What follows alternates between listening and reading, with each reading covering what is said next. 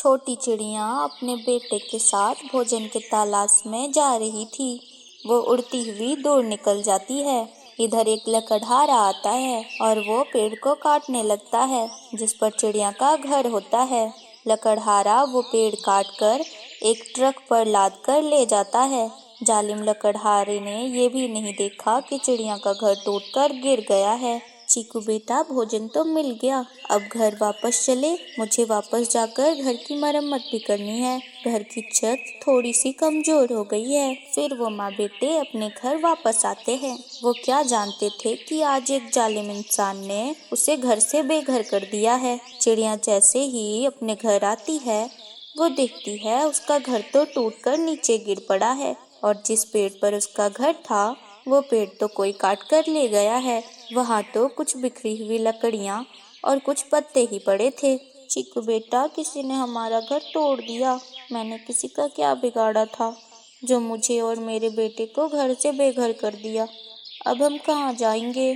बारिश भी शुरू होने वाली है। मैं इतनी जल्दी नया घर कैसे बनाऊंगी? माँ, इंसान ऐसा क्यों करते हैं? बेटा, इंसान कुछ पैसों की खातिर पेड़ भी काट कर ले जाते हैं और हमें भी घर से बेघर कर देते हैं। फिर चिड़िया उड़ती हुई कबूतर के पास जाती है। कबूतर भैया, इंसान ने मेरा पेड़ काट लिया और मेरा घर तोड़ दिया। आप मेरी मदद करें ताकि हम जल्दी से नया घर बना सकेंगे। चिड़िया बहन, तुम्हारी मदद अवश्य करता, पर मैं आज अपनी बहन के घर जा रहा हूँ क्योंकि मेरी बहन बीमार है और उसके लिए मुझे दवा लेकर जाना है। ऐसा कहते हुए कबूतर वहाँ से उड़ जाता है। माँ, अब हम कहाँ जाएंगे? आप चिंता न करें मेरे बेटे, मैं हूँ ना। आप क्यों चिंतित हो रहे हैं? वो माँ बेटा फिर से उड़ते हैं और मिट्ठू तोता के पास जाते हैं। जिससे पहले कि चिड़िया कुछ बोलती, मिट्ठू अपना ही रोना रोने लगता है।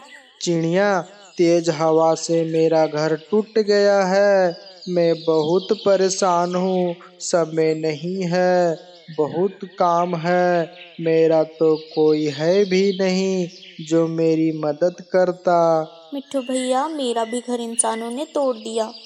मैं भी आपके पास मदद के लिए आई थी, मगर आप तो खुद ही बहुत परेशान हैं। फिर चिड़िया कौवा और कौवे के पास जाती है।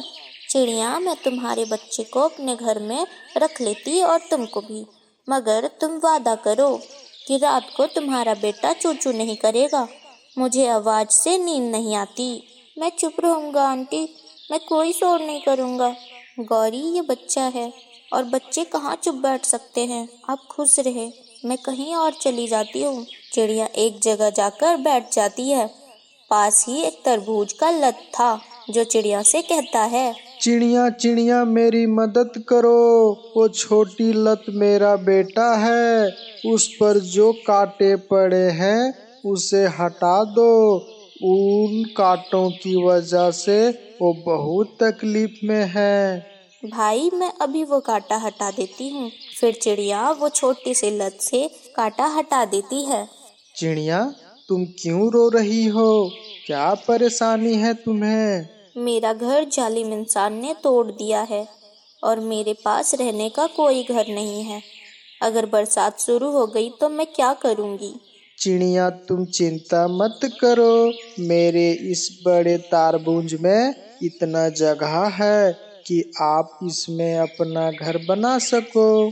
तरबूज का घर?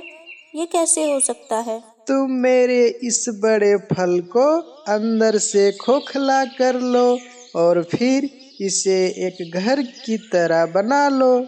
माँ, ये तो बहुत अच्छा उपाय है। फिर माँ बेटा ऐसा ही करते हैं।